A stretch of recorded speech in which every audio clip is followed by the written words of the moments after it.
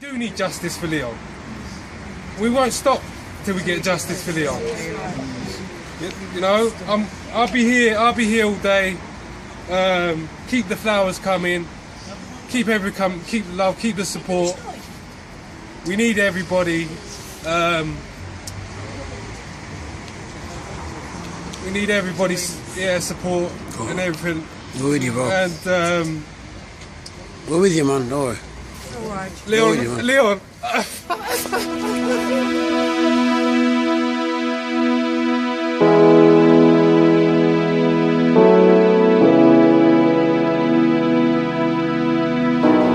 Campaigners in support of Leon Briggs, the Luton man who died in police custody, are calling for all police officers to wear video equipment to reassure the public. The Justice for Leon Committee is making the case to police and councillors at the Town Hall in Luton this afternoon. 39-year-old Leon died at Luton Police Station on the 4th of November this year. You want all police officers to wear cameras? Yeah.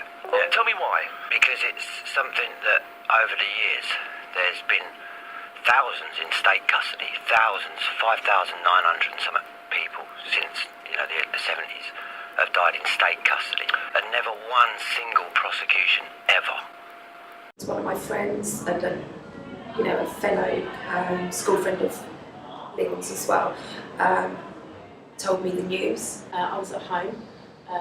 Another friend, mutual school friend, messaged me to say that she had heard that Leon passed away. I found out via Facebook that the incident had occurred. The night before, the night that it happened, somebody had put on Facebook, R.I.P. Leon. Leon had died in police custody while being restrained. That's whether that's the information that will come out of the investigation. Those were the words that I was told. Leon knew his rights as a person, that in a stop and search or whatever, you do not have to give your name and things like that. And I came across a PDF that was to do with asphyxiation and when people are being restrained in custody, the deaths that occur from that. To be honest with you, I've done quite a lot of research and come across other incidents to do with police brutality and use of unreasonable force. So immediately I did question whether something criminal had happened. Leon was one of us. He lived in Luton. Some of us didn't know him, but he's still a brother. He's still a son, an uncle, and a father. And a father, let me say that again. There are children that are now living without a dad. So we need justice today, and we need justice going forward. There's quite a few elements actually of what we're fighting for. One of the main issues we have was accountability and the recordings and evidence gathering of situations. We find in many other cases of deaths in custody and restraint related deaths that there's usually evidence that isn't available. For instance, maybe CCTV in a van. The interaction between the person and the police isn't there. It would only be the police's statements. It's been bred into the police culture that you are either with them or you're against them. And I think that's why they have this fear instilled into them, that they almost have to attack before they're attacked. The main thing about Leon's Law is that we would like for them to be able to use the cameras during all interactions with the public, but it be non-discretionary. At the moment, they are out there on the streets and they are using cameras, so that's a victory already. I believe totally that in between that time they may try to make a story about somebody's character, about the family, about the campaign, to tie in with the police not being accountable. 6,000 deaths in custody and not one conviction since 1969, so I think those figures kind of speak for themselves.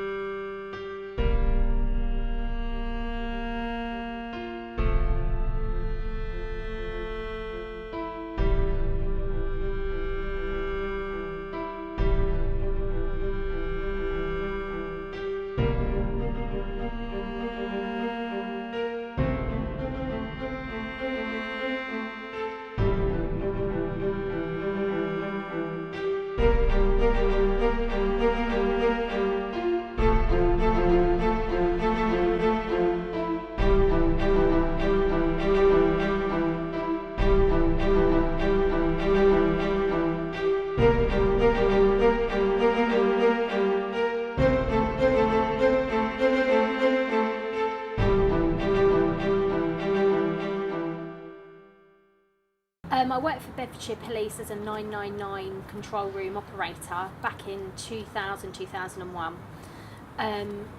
I'd been in the job literally a couple of months when I realised that there was a lot of bullying. I then, after I learnt the 999 side of the role, I went on to what's called operating a radio channel. And that's once a police officer's been deployed, you sort of track them on CCTV and you support them and liaise with them and type in a running commentary of what's happening on the police national computer. I personally have witnessed with my own eyes channel operators where they've got CCTV on a police officer that's laying into someone, punching them, kicking them, fighting them, and it's very one-sided, where the police operator will say, radio the actual police officer to tell them, oh, we've got cameras on you, we've got cameras on you. That wasn't to reassure them that they had cameras on them, it was to stop them from the vicious attacks that they were putting on the general public. And sometimes police officers would then drag people around corners. I couldn't, as my morals and as a human being, that's unjust. Obviously, the police don't give us any snippets of information or liaise with us. They've closed ranks and it's an ongoing investigation, therefore they can't give us any details. However, publicly, we do know that the police officers were not suspended immediately. The cell wasn't cordoned off as a crime scene. It wasn't treated as a crime in their own, in the custody suite and in the cell. Where it should have been treated as a crime, the police officers should have been suspended forthwith, and the investigation should have started from the moment they realised that he had passed away. I went to get a taxi outside the Galaxy near the White House, and we jumped in the taxi and I said number 90 Pally Centre, that's where I used to live. I'm pretty angry, that's like I've grabbed his phone, I've hit the red button, I threw it back. I look quite furious there, like when I'm happy you can see I'm happy a mile away, when I'm angry you can see I'm angry, but I weren't going to do him nothing bad or anything. I was just angry that he's ringing the police on me. Police have turned up, they said what's going on. I started explaining, this guy's asked me to pay for the taxi first before I've even gone anywhere. I asked him to explain why is it, like where I've asked him to take me, you know, or is it the way I look, rare, and he started ringing you guys, and I goes, I don't need it. I've had a kicking from you lot not that long ago, your colleagues. I goes, I just want to go home, I'm cooperating. And I goes, can I show you the kicking that I've had from your colleagues? And he said, yeah, go ahead. So I started taking off my shirt, and I was going, look, I've said about 7 or 8 of your mates give me a kicking, and now I'm getting done for assault and PC. I goes, look, and I showed him back and front. I was like, I'm battered all over, front and back. I goes, I just want to cooperate, I just want to go home, mate. And then next thing you know, he steps back and just pulls out his taser. And I just thought, really, like, what's the need for that? I'm cooperating. And I put my arms up like I surrender, like I'm not going anywhere, I'm not trying anything. And then he was saying, lie down, face down, flat on the floor. And I was saying, why do I need to lie down, face down, flat on the floor? I'm not a dog. You can arrest me, like, I'm cooperating. And then he was going, his last warning, lie down, face down, flat on the floor. And then that's when I got tasered, I just went down backwards. And luckily I didn't hit my head on the concrete, I could have like cracked my skull or something, I don't know.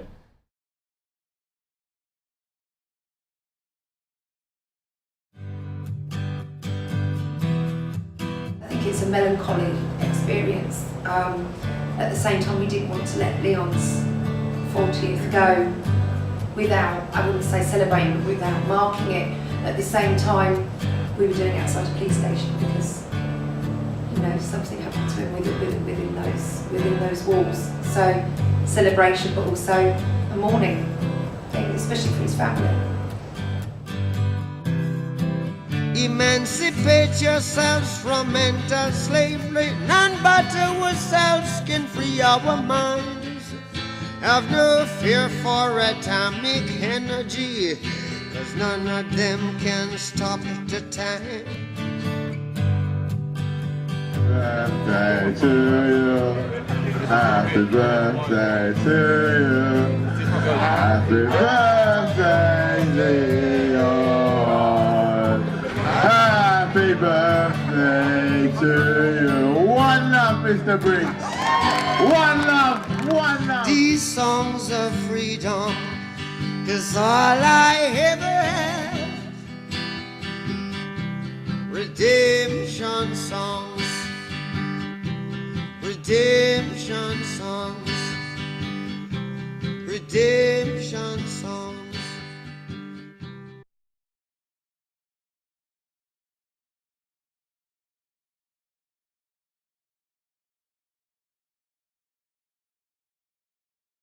J4L. Justice for Leon, this campaign can't fail.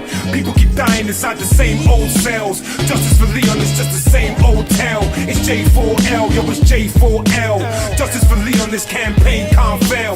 People keep dying inside the same old cells. Justice for Leon.